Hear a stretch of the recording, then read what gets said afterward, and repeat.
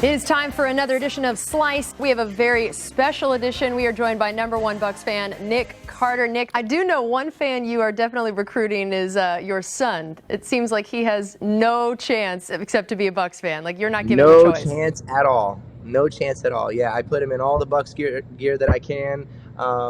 Watching, football, throwing.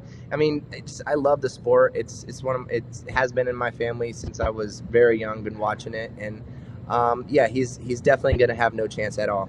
So you seem pretty optimistic about this next year? I mean, I was so optimistic about last year. I thought we were going to the Super Bowl, and I hate when people are telling me, they're like, "So Nick, I thought you guys were going to the Super Bowl." I said, "Trust me, it's going to happen this year." Now I'm just not. I'm kind of like chuckling and giggling inside, because I really believe that things are going to be really good this year. I'm not even going to say anything. I'm just going to be like, I told you so.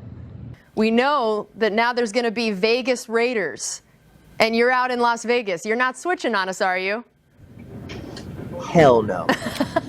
And I'm going to tell you why I'm not, because there's nothing more prideful than beating the Oakland Raiders in the Super Bowl and having a ring by beating them. That was one of my biggest, my favorite times in my life to watch that. But you guys got one more question you got to ask me. Oh, what's my one other question I have to ask you? You want to know my opinion on the draft? Oh, of course we got to know about this. Tell us all your thoughts. If you were GM for a day, let's go. It's a little bit of a pickle. I'm gonna tell you why. Because I could see like Jason Light probably has some issues, because number one, you could go, I think, in 3 or 4 different directions, and I think you could be great with either one of those, with a running back, with a tight end. I think, what is it, Njoku from Miami? Yeah, Njoku. Yeah. Yeah, I like him a lot. Honestly, I know it's cliche, but it seems as if like Jameis is, recruiting people that he knows. I think Dalvin Cook could be a great pick if he falls there. I really believe in Dalvin Cook. But at the same time, if Dalvin is not there, they have to take Christian McCaffrey. They have to take Christian McCaffrey, and that is my only thing, is if they decide they want to go running back, they need to go Christian McCaffrey, because the guy, I saw his tape in the combine.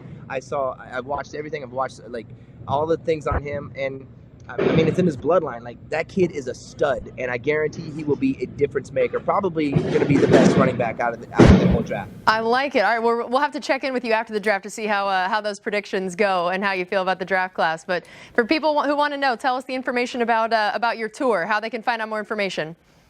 Well, you could definitely go to our website, backstreetboys.com, and you can find all of our tickets that are for sale on there.